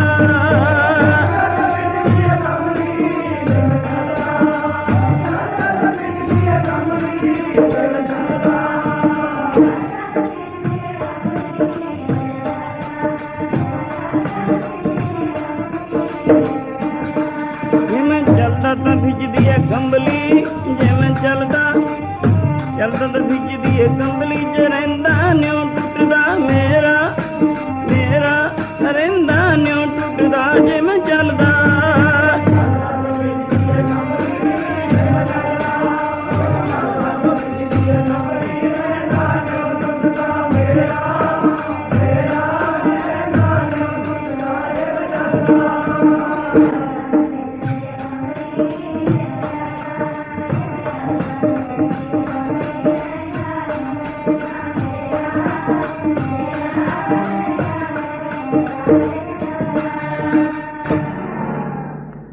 ਇਹੋ ਜਿਹੇ ਆਪਣੇ ਮਨ ਦੇ ਨਾਲ ਹੀ ਵਿਚਾਰ ਕਰ ਰਿਹਾ, ਕਸ਼ਮਕਸ਼ ਕਰ ਰਿਹਾ ਹੈ। ਸਵੇਰ ਦਾ ਵਕਤ ਅੰਮ੍ਰਿਤ ਵੇਲਾ, ਉਸਨੂੰ ਬੜਾ ਵਡਿਆਇਆ। ਅੰਮ੍ਰਿਤ ਵੇਲਾ ਸੱਚ ਨੂੰ ਵਡਿਆਈ ਵਿਚਾਰ ਕਰਮੀ, ਆਵੇ ਕੱਪੜਾ ਨਦਰੀ ਮੋਖ ਦਵਾ। ਅੰਮ੍ਰਿਤ ਵੇਲੇ ਨੂੰ ਬਹੁਤਾ ਵਡਿਆਇਆ। ਚੌਥੇ ਪੈਰ ਸੁਬਾਹ ਕੇ ਸੁਰਤਿਆਂ ਉਪਜੈ ਚਾਓ, ਤਿਨਾਂ ਦਰਿਆਵਾਂ ਸਿਉ ਦੋਸਤੀ, ਮਨ ਮੁਖ ਸੱਚਾ ਨਾ। ਅੰਮ੍ਰਿਤ ਵੇਲੇ ਦੀ ਬੜੀ ਸਿਫਤ ਕੀਤੀ ਹੈ। 8 ਪਹਿਰਾਂ ਵਿੱਚੋਂ ਉਹ ਪਹਿਰ ਜਿਹੜਾ ਅੰਮ੍ਰਿਤ ਵੇਲਾ ਬ੍ਰਹਮ ਮੁਹੂਰਤ, ਉਹਨੂੰ ਸਭ ਮਤ ਮਤਾਂਤਰਾਂ ਵਾਲਿਆਂ ਨੇ ਵਡਿਆਇਆ ਹੈ। ਭਜਨ ਬੰਦਗੀ ਦੇ ਵਾਸਤੇ ਖਾਸ ਕਰ ਅੱਛਾ ਸਮਾਂ ਹੈ। ਸਵਯੰ ਉਸ ਵੇਲੇ ਪਰ ਆਲਸ ਪ੍ਰਧਾਨ ਨੇ ਇੱਕ ਦਫਾ ਦਾ ਜ਼ਿਕਰ ਜਦੋਂ ਕਲਯੁਗ ਗੁਰੂ ਬਾਬਾ ਜੀ ਨੂੰ ਮਿਲਦਾ ਹੈ, ਵਾਰਤਾਲਾਪ ਹੋਈ। ਉਸਦੇ ਪਾਸ ਇੱਕ ਜੁੱਲੜ ਦੇਖਿਆ ਮਰਦਾਨੇ ਨੇ, ਜਿਸ ਦੇ ਵਿੱਚ ਬਹੁਤ ਸਾਰੀਆਂ ਗਲੀਆਂ। ਪੁੱਛਣ ਲੱਗਾ ਮਰਦਾਨਾ, ਇਹ ਕਲਯੁਗ ਇਹ ਕੀ ਚੀਜ਼ ਤੇਰੇ ਪਾਸ? ਇਹ ਜੁੱਲੜ ਕਿਹਾ ਹੈ। ਉਹ ਕਹਿੰਦਾ ਇਹ ਆਲਸ ਦਾ ਜੁੱਲੜ ਹੈ। ਇਹਦਾ ਕੀ ਮਤਲਬ? ਇਹ ਜੁੱਲੜ ਮੈਂ ਅੰਮ੍ਰਿਤ ਵੇਲੇ ਜਿਹੜਾ 8 ਪਹਿਰਾਂ ਵਿੱਚੋਂ ਸ੍ਰੇਸ਼ਟ ਪਹਿਰ ਹੈ ਬ੍ਰਹਮ ਮੁਹੂਰਤ, ਉਸ ਮੌਕੇ ਸਭ ਦੁਨੀਆ ਦੇ ਉੱਪਰ ਸਿੱਟ ਦਿੰਦਾ ਹਾਂ, ਤਾਂ ਕਿ ਕੋਈ ਉੱਠ ਨਾ ਸਕੇ, ਉੱਠ ਕੇ ਪਰਮੇਸ਼ਰ ਦਾ ਭਜਨ ਨਾ ਕਰ ਸਕੇ। ਇਸ ਵਾਸਤੇ ਮੈਂ ਇਹ ਸਭ ਲੋਕਾਂ ਤੇ ਆਲਸ ਪਾ ਦੇਣਾ। ਦੇਖੋ ਵੇਲਾ ਸਾਧ ਸੰਗਤ ਜ਼ਿਆਦਾ ਆਲਸ ਦਾ ਹੋਇਆ ਕਰਦਾ ਹੈ। ਹੋਰ ਵਕਤਾਂ ਨਾਲੋਂ ਉਸ ਵੇਲੇ ਆਲਸ ਜ਼ਿਆਦਾ ਪ੍ਰਧਾਨ ਹੁੰਦੀ ਹੈ। ਇਸ ਕਰਕੇ ਮੈਂ ਉਸ ਵੇਲੇ ਇਹ ਜੁਲੜ ਸਭ ਲੋਕਾਂ ਤੇ ਸਿੱਟ ਦਿੰਦਾ। ਫਿਰ ਪੁੱਛਣ ਲੱਗਾ ਮਰਦਾਨਾ, ਇਹ ਮੂਰੀਆਂ ਕਿਹਨਾਂ ਨੇ ਕਰ ਦਿੱਤੀਆਂ, ਗਲੀਆਂ ਕਿਹਨੇ ਕਰਤੀਆਂ ਇਹਦੇ ਵਿੱਚ? ਕਲਯੁਗ ਕਹਿਣ ਗਲੀਆਂ ਉਹਨਾਂ ਨੇ ਕਰ ਦਿੱਤੀਆਂ ਜਿਹੜੇ ਉਸ ਵੇਲੇ ਉੱਠ ਕੇ ਇਸ਼ਨਾਨ ਆਦਿ ਕਰਕੇ ਪ੍ਰਭੂ ਦੇ ਧਿਆਨ ਵਿੱਚ ਜੁੜਦੇ ਹਨ। ਉਹਨਾਂ ਤੇ ਮੇਰਾ ਬਲ ਨਹੀਂ ਪੈਂਦਾ, ਇਹ ਗਲੀਆਂ ਉਹਨਾਂ ਨੇ ਕਰ ਦਿੱਤੀਆਂ। ਸਾਸਨ ਉਸ ਵੇਲੇ ਉੱਠ ਕੇ ਜਿਹੜੇ ਇਸ਼ਨਾਨ ਆਦਿ ਕਰਕੇ ਪ੍ਰਭੂ ਦੇ ਧਿਆਨ ਵਿੱਚ ਜੁੜਦੇ ਹਨ, ਉਹਨਾਂ ਦੀ ਵੱਡੀ ਬਹੁਤ ਸਿਫਤ ਕੀਤੀ। ਹਰ ਅੰਮ੍ਰਿਤ ਵੇਲੇ ਵੱਤੇ ਕਾ ਬੀਜਿਆ, ਭਗਤ ਖਾਇਆ ਖਰਚ ਰਹੇ ਨਖੁੱਟੇ ਨਾਹੀਂ, ਇਉਂ ਦੱਸਿਆ। ਸੋ ਇੱਕ ਦਫਾ ਦਾ ਜ਼ਿਕਰ, ਇੱਕ ਕੋਈ ਰੋਜ਼ ਦਾ ਨਿਤਨੇਮੀ ਰੋਜ਼ ਇਸ਼ਨਾਨ ਕਰਕੇ ਪਰਮੇਸ਼ਰ ਦਾ ਭਜਨ ਕਰਿਆ ਕਰਦਾ ਸੀ। ਕਿਤਨੇ ਸਾਲਾਂ ਦਾ ਨਿਯਮ ਉਸਦਾ ਇਸੀ ਤਰ੍ਹਾਂ ਚਲਾ ਰਿਹਾ ਸੀ। ਸਰਦੀ ਦਾ ਮੌਸਮ ਆ ਗਿਆ, ਕਈ ਦਿਨ ਦੀ ਝੜੀ ਲੱਗ ਗਈ। ਝੜੀ ਦੇ ਲੱਗਣ ਕਰਕੇ ਜਦੋਂ ਵੇਲਾ ਹੋਇਆ ਉੱਠਣ ਦਾ, ਜਾਗ ਤਾਂ ਖੁਦ ਖੁਦ ਆ ਹੀ ਜਾਇਆ ਕਰਦੀ ਹੈ। ਤੇ ਉਸ ਵੇਲੇ ਅੰਦਰੋਂ 2 ਮਨ ਹਨ, ਇੱਕ ਚੰਗਾ ਹੈ, ਇੱਕ ਮਾੜਾ। ਚੰਗਾ ਮਨ ਚੰਗੇ ਪਾਸੇ ਪ੍ਰੇਰਦਾ ਹੈ, ਮਾੜਾ ਮਨ ਮਾੜੇ ਪਾਸੇ ਪ੍ਰੇਰਦਾ। ਦੋਨਾਂ ਦਾ ਝਗੜਾ ਹੋ ਰਿਹਾ ਹੈ ਅੰਦਰ। ਸੋ ਉਸ ਮੌਕੇ ਅੰਦਰੋਂ ਜਿਹੜਾ ਮਾੜਾ ਮਨ ਸੀ ਕਹਿਣ ਲੱਗਾ, ਮੀਂਹ ਪੈਂਦਾ ਬਾਹਰ, ਕਿਤਨੀ ਸਰਦੀ ਹੈ, ਸਰਦੀ ਦਾ ਮੌਸਮ ਹੈ, ਥੋੜਾ ਜਿਹਾ ਮੀਂਹ ਤਾਂ ਹਟ ਲੈਣ ਦੇਣਾ ਚਾਹੀਦਾ, ਫਿਰ ਇਸ਼ਨਾਨ ਕਰਾਂਗੇ ਕਿਉਂਕਿ ਬਾਹਰ ਇਸ਼ਨਾਨ ਕਰਨਾ ਹੈ। ਸੋ ਇਹ ਗੱਲ ਉਸ ਮਨ ਨੇ ਕਹੀ। ਦੂਜੇ ਚੰਗੇ ਮਨ ਨੇ ਮੰਨ ਲਈ ਵੀ ਚਲੋ ਬਾਰਿਸ਼ ਹਟ ਜਾਣ ਦੇਣੀ ਚਾਹੀਦੀ ਹੈ। ਸੋ ਚੁੱਪ ਕਰਕੇ ਪੈ ਗਿਆ। ਉਸ ਵੇਲੇ ਨੀਂਦ ਜਦੋਂ ਆਉਂਦੀ ਹੈ ਕਾਫੀ ਸਮਾਂ ਗੁਜ਼ਰ ਜਾਂਦਾ, ਦਿਨ ਚੜ੍ਹ ਗਿਆ। ਬੜਾ ਚਿੱਤ ਨੂੰ ਖੇਦ ਹੋਇਆ, ਅਮਲੀ ਪੁਰਸ਼ ਨੂੰ ਅਮਲ ਨਾ ਮਿਲੇ, ਕਿੰਨਾ ਦੁੱਖ ਹੁੰਦਾ ਹੈ। ਰੋਜ਼ ਦੇ ਨਿਯਮ ਕਰਨ ਵਾਲੇ ਤੇ ਕਿਸੇ ਕਾਰਨ ਤੇ ਨਿਯਮ ਨਾ ਹੋਵੇ। ਉਹਦੇ ਮਨ ਨੂੰ ਕਿਤਨਾ ਕੁ ਕਸ਼ਟ ਹੁੰਦਾ ਹੈ, ਲਾਜ਼ਮੀ ਚੀਜ਼ ਹੈ। ਇਸ ਕਰਕੇ ਇਉਂ ਬੜਾ ਦੁੱਖ ਹੈ ਵੀ ਅੱਜ ਮਨ ਨੇ ਬੜਾ ਧੋਖਾ ਕੀਤਾ। ਅੱਛਾ ਕੱਲ ਸੀ, ਉਹ ਤਾਂ ਵਕਤ ਲੰਘ ਹੀ ਗਿਆ, ਦੂਜਾ ਦਿਨ ਫਿਰ ਆਇਆ। ਝੜੀ ਲਗਾਤਾਰ ਮੁਤਵਾਤਰ ਸਿਆਲ ਦੀ ਝੜੀ ਕਈ ਦਿਨ ਲੱਗੀ ਚਲੀ ਜਾ ਰਹੀ। ਫਿਰ ਵੇਲੇ ਸਿਰ ਜਾਗ ਆਈ, ਅੰਦਰੋਂ ਆਵਾਜ਼ ਆਈ ਵੀ ਬਾਹਰ ਛੱਡ ਜਾਣੀ ਚਾਹੀਦੀ ਹੈ, ਬਾਰਿਸ਼ ਪੈ ਰਹੀ ਹੈ, ਬਾਹਰ ਛੱਡ ਜੇ ਫਿਰ ਇਸ਼ਨਾਨ ਕਰਦੇ ਹਾਂ। ਦੂਜਾ ਇੱਕ ਮਨ ਜਿਹੜਾ ਚੰਗਾ ਸੀ ਉਹ ਵੀ ਹਾਮੀ ਭਰ ਗਿਆ, ਕਹਾਂਗੇ ਅੱਛਾ ਠੀਕ ਹੈ ਬਾਹਰ ਛੱਡ ਜੇ ਫਿਰ ਉੱਠਦੇ ਹਾਂ। ਥੋੜ੍ਹਾ ਜਿਹਾ ਫਿਰ ਸੁਸਤੀ ਕੀਤੀ, ਫਿਰ ਦਿਨ ਚੜ੍ਹ ਗਿਆ, ਸਾਰਾ ਸਮਾਂ ਗੁਜ਼ਰ ਗਿਆ। ਫਿਰ ਬੜਾ ਦੁੱਖ ਹੋਇਆ। ਇਸੀ ਤਰ੍ਹਾਂ 2 ਦਿਨ ਲੰਘਾ ਦਿੱਤੇ, ਝੜੀ ਮੁਤਵਾਤਰ ਚਲੀ ਜਾ ਰਹੀ ਹੈ, ਬਾਰਿਸ਼ ਨਹੀਂ ਬੰਦ ਹੋਈ। ਇਸੀ ਤਰ੍ਹਾਂ ਤੀਜਾ ਦਿਨ ਆਇਆ, ਜਦੋਂ ਉਸ ਵੇਲੇ ਜਾਗ ਆਈ ਤੇ ਅੰਦਰੋਂ ਮਨ ਨੇ ਫਿਰ ਕਿਹਾ ਮੀਂਹ ਪੈਂਦਾ ਹੈ, ਬੰਦ ਹੋ ਜਾਣ ਦੇ, ਫਿਰ ਉੱਠ ਕੇ ਇਸ਼ਨਾਨ ਕਰਾਂਗੇ। 2 ਦਿਨ ਤਾਂ ਇਸਨੇ ਖਰਾਬ ਕਰ ਦਿੱਤੇ ਸਨ ਨਾ। ਸੋ ਉਸ ਮਨ ਤੇ ਗੁੱਸਾ ਆਇਆ, ਝੱਟ ਹੀ ਉੱਠ ਕੇ ਸਣੇ ਉਹ ਬਸਤਰ ਜਿਹੜਾ ਉੱਪਰ ਲਿਆਇਆ ਸੀ, ਬਾਹਰ ਛੱਪੜ ਸੀ ਠੰਡੇ ਪਾਣੀ ਦਾ, ਮੀਂਹ ਪੈਂਦੇ ਉਹਦੇ ਵਿੱਚ ਜਾ ਕੇ ਪੈ ਜਾਂਦੇ ਹਨ। ਦਿਨ ਚੜ੍ਹੇ ਥਾਈ ਉਸ ਨੂੰ ਪਾਲੇ ਮਾਰਿਆ। ਫਿਰ ਨਾਲੇ ਇਹ ਕਹਿੰਦੇ ਰਹੇ ਅੱਗੇ ਨੂੰ ਫੇਰ ਤਾਂ ਨਹੀਂ ਕਹੇਗਾ ਵੀ ਸੁਸਤੀ ਕਰੀਏ। ਸੋ ਇਉਂ ਜਿਹੜੇ ਇਹੋ ਜਿਹੇ ਹਠੀਏ ਪੁਰਸ਼ ਹਨ, ਕਲਯੁਗ ਕਹਿੰਦਾ ਇਹੋ ਜਿਹੇ ਲੋਕਾਂ ਨੇ ਇਹ ਮੇਰੇ ਜੁਲੜ ਵਿੱਚ ਮੋਰੀਆਂ ਕਰ ਦਿੱਤੀਆਂ, ਗਲੀਆਂ ਕਰਤੀਆਂ। ਉਹਨਾਂ ਤੇ ਮੇਰਾ ਬਲ ਨਹੀਂ ਪੈਂਦਾ ਹੈ, ਨਹੀਂ ਤਮਾਮ ਦੁਨੀਆ ਨੂੰ ਆਲਸ ਦੇ ਜੁਲੜ ਦੇ ਵਿੱਚ ਸੁਸਤੀ ਦੇ ਅਧੀਨ ਕਰਕੇ ਮੈਂ ਪਰਮੇਸ਼ਰ ਤੋਂ ਬੇਮੁਖ ਕਰਕੇ ਨਰਕਾਂ ਨੂੰ ਲੈ ਜਾਣਾ ਹੈ। ਸਈਓ ਸਾਸੂ ਉਹ ਵੇਲਾ ਇਹੋ ਜਿਹਾ ਹੁੰਦਾ ਹੈ। ਫਰੀਦ ਆਪਣੇ ਮਨ ਦੇ ਨਾਲ ਕਸ਼ਮਕਸ਼ ਕਰ ਰਿਹਾ ਹੈ। ਕੀ ਕਹਿੰਦਾ ਹੈ, ਗਲੀਆਂ ਚਿੱਕੜ ਦੂਰ ਕਰਨਾਲ ਪਿਆਰੇ ਨੇ, ਚਲਾਂ ਤਾਂ ਫਿਜੇ ਕੰਬਲੀ ਰਹਾਂ ਤਾਂ ਟੁੱਟੇ ਨੇ। ਜੇ किसी तरीके से इशनान वगैरह करने का उद्यम किया जाता है, बड़ी खेचल बड़ा कष्ट होंदा दींदा है। जे नहीं तो इतनी देर की घालना सेवा के विच विघन पैंदा है। इम्तिहान दे विच एक सवाल भी भुल जाए बच्चा, कितना उस नुकसान पहुँचता है। इसी तरह ही फरीद ने सोचा भी ऐसा नहीं चाहिए। अखीर मन के अंदर फैसला करके भी देखी जाऊ, सिर ते परे प्रेम जिहड़ा है सिरों परे होके निविया करता है।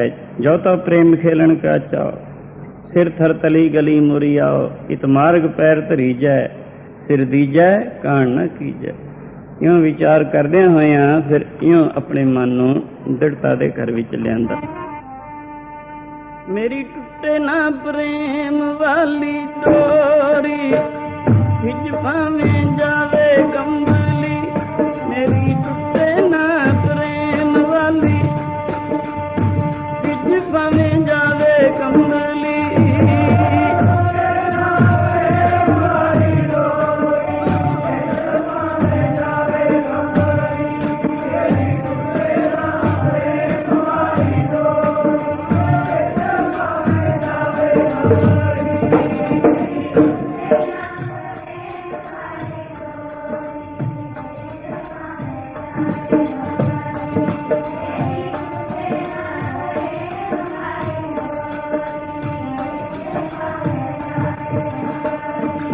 मेरी टुटे ना प्रेम वाली, हाँ प्रेम वाली डोरी, विच भावें जावे। मेरी टुटे ना प्रेम वाली, विच भावें जावे कंबली।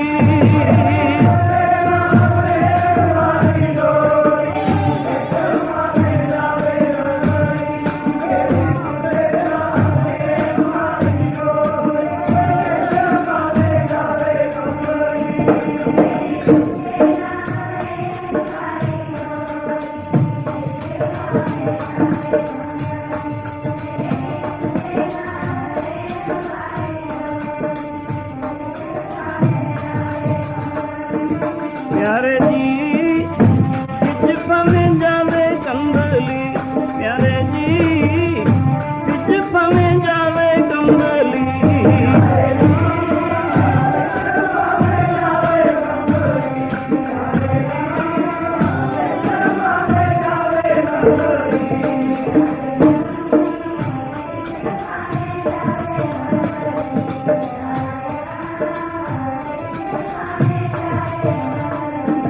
प्यारे जी विच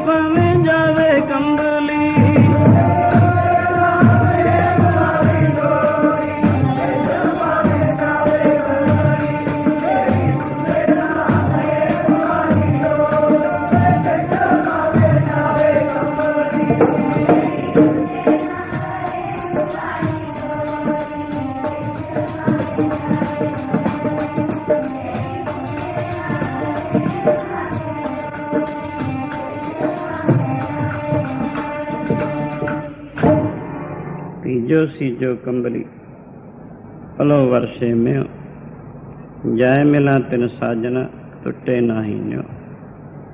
इयों कहते हुए कंबली दा छम मार के शहर नाल ही सी उधर नूं चल पैंदे हन। किस वास्ते? शहर विचों कोई अग दा चिंगाड़ा मिल जा, उसनूं लिया के जल गर्म कीता जाए, रोज़ दे नियम दे विच सफलता होवे। इयों शहर नूं तुरे जांदे है। भला अमृत वेला, सर्दी दा मौसम, मींह पैंदा होवे, कौन जागे? या कोई दुखी या बीमार या परमेश्वर दा प्यारा। सुनसान है शहर विच। अखीर फिरदियां फिरदियां एक चबारे विच कुछ रोशनी नज़र आई।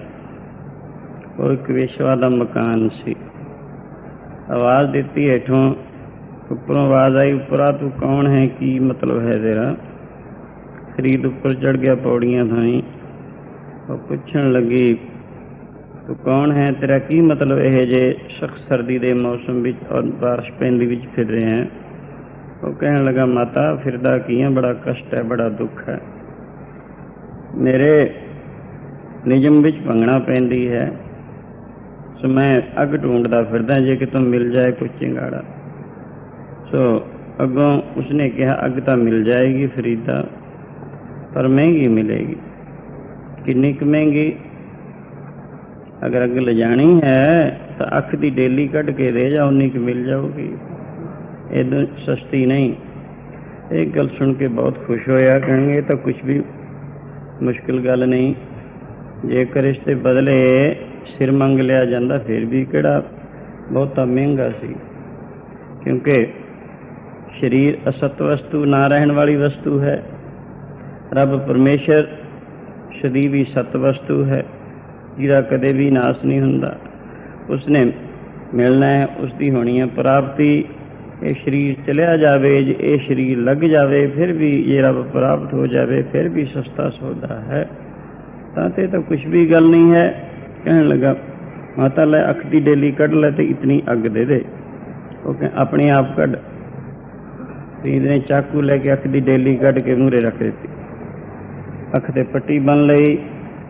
अग दा चिंगाड़ा मिल गया। बड़िया मुश्किलों नाल लियांदा गया। बड़े यत्नां नाल अग वगैरह मचा के जल गर्म किया। दिन चढ़ गया। स्नान करवाया अपने मुर्शद दा, गुरु दा। स्नान करवा के आसन ते वो सज गए, समाधिष्ट हो जाते हैं। काफ़ी देर तक समाधि विच लीन रहे। दिन चढ़े। फरीद नूं आवाज़ दी गई। अज उसकी इहो जी कालना ते अत्यंत प्रसन्नता हुई। बुलाया फरीद। फरीद उरिया, अख ते पट्टी बनी है, की कारण है? कहने लगा, जी आई है, यानी दुखनी आई है अख। चंगा खोल दे जे आई है। पहली अख नाल छोटी आई है। अख भी साबित हो जाती है पहली नाल कुछ छोटी। और ओ परमात्मा की जोत, रब की जोत, जिस दे वास्ते पहले 36 साल कठिन तपस्या की थी, किते झलका भी नहीं सी वजिया। अज पूरी जोत प्रकाश कर आई। अंतरात्मे साक्षात हो गया, परमात्मा का मिलाप हो गया, जन्म की सफलता हो गई। जादे वास्ते इन्नियां कालना सन, जिस तो उपर कुछ भी नहीं। वो परम पदवी जिसनों पा के स्वर्ग दे राज भी तुच्छ गलीजित न्यायी प्रतीत होंगे हैं, वो अवस्था प्राप्त हो गई है। फरीद निहाल हो गया, यानी सेवा नूं मेवा, सेवा नूं फल लग गया। कोई कम किया जावे, कुछ देर दे सेवन नाल वो फल दिया करता है। पहले दिन ही उसका फल नहीं होया करता, कुछ देर की सेवा हमेशा फलदायक होया करती है। अज पहले दिन बच्चे नूं स्कूले पाइए, पहले दिन ही ग्रेजुएट नहीं हो जाता। ग्रेजुएट होने वास्ते 14 साल लगते हैं। इसी तरह कोई कम करना होवे वक्त लेंदा है, मेहनत चाहता है, खिचल होंदी है, मुश्किल मिजाजी नाल पक्के इरादे नाल कम करना पैंदा है। सो ये सब तो वड्डा कम, जिसनों पा के कुछ भी पाउण की इच्छा नहीं रह जाती, जिस दे प्राप्त में सब कुछ ही मिल जाता है। ਜਿਸ ਦੇ ਪ੍ਰਾਪਤ ਹੋਇਆਂ ਸਾਰੀਆਂ ਖਾਸ਼ਾਤ ਖਤਮ ਹੋ ਜਾਂਦੀਆਂ ਹਨ, ਪਾਤਸ਼ਾਹਾਂ ਦਾ ਬਾਦਸ਼ਾਹ ਬਣ ਜਾਂਦਾ ਹੈ। ਉਹ ਵਸਤੂ ਦੇ ਵਾਸਤੇ ਕਿਉਂ ਨਾ ਕਾਲਣਾ ਕਰਨੀ ਪਵੇ, ਪਰ ਯੁਕਤੀ ਨਾਲ ਤਰੀਕੇ ਸਿਰ ਹੋਵੇ। ਇਉਂ ਸੇਵਾ ਕਰਕੇ ਜਿਹੜੀ ਵਸਤੂ 36 ਸਾਲ ਪ੍ਰਾਪਤ ਨਹੀਂ ਸੀ ਹੋਈ ਕਠਿਨ ਤਪੱਸਿਆ ਦੁਆਰਾ ਫਰੀਦ ਨੂੰ 12 ਸਾਲ ਦੀ ਸੇਵਾ ਵਿੱਚੋਂ ਉਹ ਸੁਖੈਨ ਹੀ ਲੱਭ ਗਈ ਹੈ। ਅੱਜ ਫਰੀਦ ਨਿਹਾਲ ਹੋ ਜਾਂਦਾ ਹੈ। ਔਜਲ ਤਰ ਜਾਈਂਦਾ ਸਤਿਗੁਰ ਦੀ ਸੇਵਾ ਕਰਕੇ, ਔਜਲ ਤਰ ਜਾਈਂਦਾ ਸਤਿਗੁਰ ਦੀ ਸੇਵਾ ਕਰਕੇ।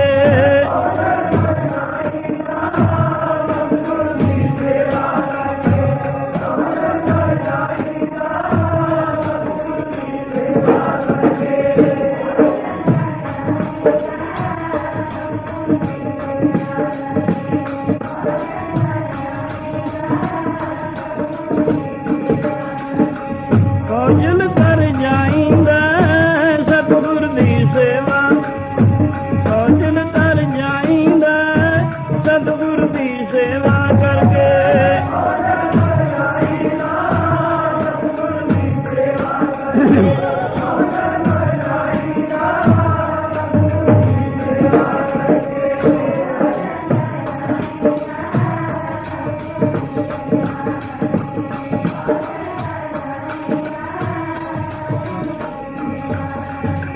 ਸਤਿਗੁਰ ਦੀ ਸੇਵਾ ਕਰਕੇ, ਸਤਿਗੁਰ ਦੀ ਸੇਵਾ ਕਰਕੇ।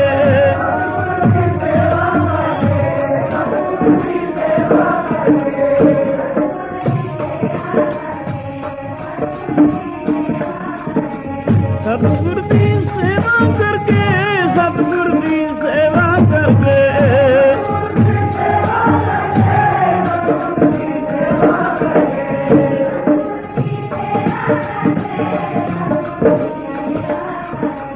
ਔਜਲ ਤਰ ਜਾਈਂਦਾ ਸਤਿਗੁਰ ਦੀ ਸੇਵਾ, ਔਜਲ ਤਰ ਜਾਈਂਦਾ ਸਤਿਗੁਰ ਦੀ ਸੇਵਾ ਕਰਕੇ।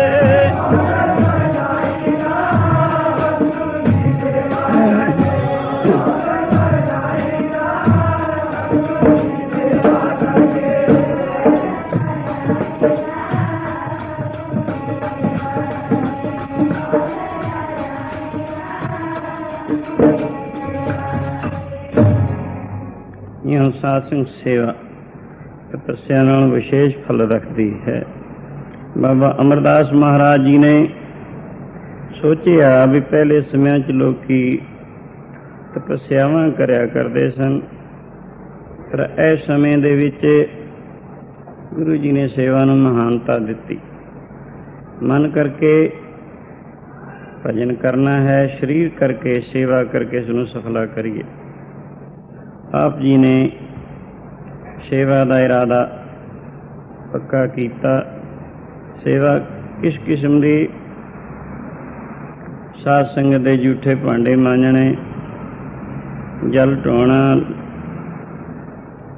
ਝਾੜੂ ਦੇਣੇ, ਜੁੱਤੇ ਝਾੜਨੇ, ਹੋਰ ਕਈ ਕਿਸਮ ਦੀ ਸੇਵਾ ਜਿਹੜੀ ਵੀ ਮਿਲ ਜਾਏ, ਸੋ ਇਹੋ ਜਿਹੀ ਸੇਵਾ ਆਰੰਭ ਕਰ ਦਿੱਤੀ। ਇਸ ਤੋਂ ਇਲਾਵਾ ਆਪਣੇ ਸ਼ੌਕ ਵਿੱਚ ਆ ਕੇ ਇੱਕ ਹੋਰ ਸੇਵਾ ਆਰੰਭੀ ਸਾਹਿਬ ਗੁਰੂ ਅੰਗਦ ਦੇਵ ਮਹਾਰਾਜ ਜੀ ਦੀ। ਆਪ ਜੀ ਅੰਮ੍ਰਿਤ ਵੇਲੇ ਪਹਿਰ ਸਵਾ ਪਹਿਰ ਰਾਤਰੇ ਨੇ ਇਸ਼ਨਾਨ ਸੋਧ ਕੇ ਸਮਾਧਿਸ਼ਟ ਹੁੰਦੇ ਸਨ। ਸੋ ਉਹਨਾਂ ਦੇ ਇਸ਼ਨਾਨ ਵਾਸਤੇ ਖਡੂਰ ਤੋਂ ਗੋਇੰਦਵਾਲ 4 ਕੋਹ ਦੇ ਫਾਸਲੇ ਤੇ ਹੈ। ਰਾਤ ਦੇ ਸਤਸੰਗ ਤੋਂ ਬਾਅਦ ਤਕਰੀਬਨ ਪਹਿਰ ਸਵਾ ਪਹਿਰ ਰਾਤ ਗੁਜ਼ਰੀ ਤੋਂ ਬਾਅਦ ਆਪ ਜੀ ਨੇ ਗਾਗਰ ਉਠਾਉਣੀ ਔਰ ਦਰਿਆ ਬਿਆਸ ਵੱਲ ਨੂੰ ਚੱਲ ਪੈਣਾ। 2 ਕੋ ਪੁੱਠ ਪਹਿਰੇ ਜਾਣਾ, ਗੁਰੂ ਅਦਬ ਨੂੰ ਮੱਦੇ ਨਜ਼ਰ ਰੱਖਦੇ ਹਾਂ। ਫਿਰ ਅਰਦਾਸ ਬੇਨਤੀ ਕਰਨੀ, ਪ੍ਰਭੂ ਗਰੀਬ ਨਵਾਜ਼ ਖਿਮਾ ਕਰਨੀ, ਹਜ਼ੂਰ ਵੱਲ ਪਿੱਠ ਹੋ ਰਹੀ, ਬੇਅਦਬੀ ਹੋ ਰਹੀ ਹੈ। ਫਿਰ ਦਰਿਆ ਬਿਆਸ ਵੱਲ ਮੂੰਹ ਕਰਨਾ, ਜਿੱਥੇ ਗੋਇੰਦਵਾਲ ਸਾਹਿਬ ਉੱਥੋਂ ਦੀ ਦਰਿਆ ਵਗਦਾ, ਉੱਥੋਂ ਜਲਦੀ ਗਾਗਰ ਭਰ ਕੇ ਲਿਆ। ਉਸ ਜਲ ਦੇ ਨਾਲ ਵਕਤ ਸਿਰ ਪਹੁੰਚ ਕੇ ਇਸ਼ਨਾਨ ਕਰਵਾਉਣਾ। ਭਾਵੇਂ ਪਾਣੀ ਦਾ ਉੱਥੇ ਘਾਟਾ ਕੋਈ ਨਹੀਂ ਸੀ ਕਿ ਦਰਿਆਵਾਂ ਦਾ ਪਾਣੀ ਜਿਹੜਾ ਹੁੰਦਾ ਹੈ ਵੈਸੇ ਵੀ ਸੱਚ ਨਹੀਂ ਹੁੰਦਾ, ਸਾਫ਼ ਨਹੀਂ ਹੁੰਦਾ, ਪਰ ਇਹ ਸ਼ੌਕ ਦੀਆਂ ਗੱਲਾਂ ਸਾਥ ਨੇ। ਸੋ ਇਹ ਸੇਵਾ ਆਰੰਭੀ ਆਪ ਜੀ ਨੇ, ਹੋਰ ਸੇਵਾ ਤੋਂ ਇਲਾਵਾ ਜਿਸ ਸੇਵਾ ਦੇ ਵਾਸਤੇ ਇਉਂ ਕਮਰ ਕਸਾ ਕੀਤਾ। ਨਾਮ ਜਪੀਏ ਤਾਂ ਦੂਰ ਹੁੰਦੇ ਦੁਖੜੇ, ਸੇਵਾ ਕਰਕੇ ਮਾਣ ਪਾਈਂਦਾ। ਜਪੀਏ ਤਾਂ ਦੂਰ ਹੁੰਦੇ ਦੁਖੜੇ, ਸੇਵਾ ਕਰਕੇ ਮਾਣ ਪਾਈਂਦਾ।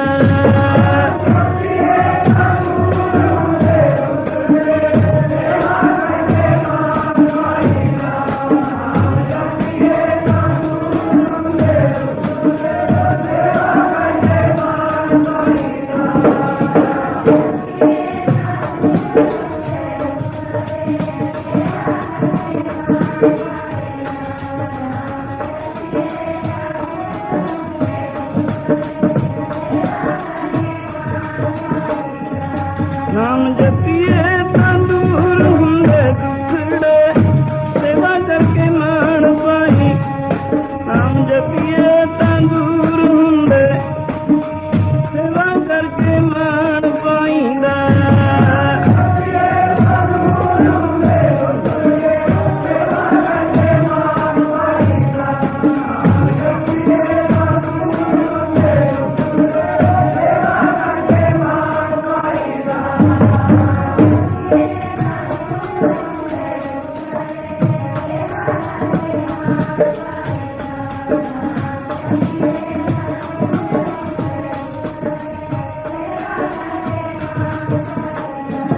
प्यारे जी सेवा करके मान पाइंदा। प्यारे जी सेवा करके मान पाइंदा।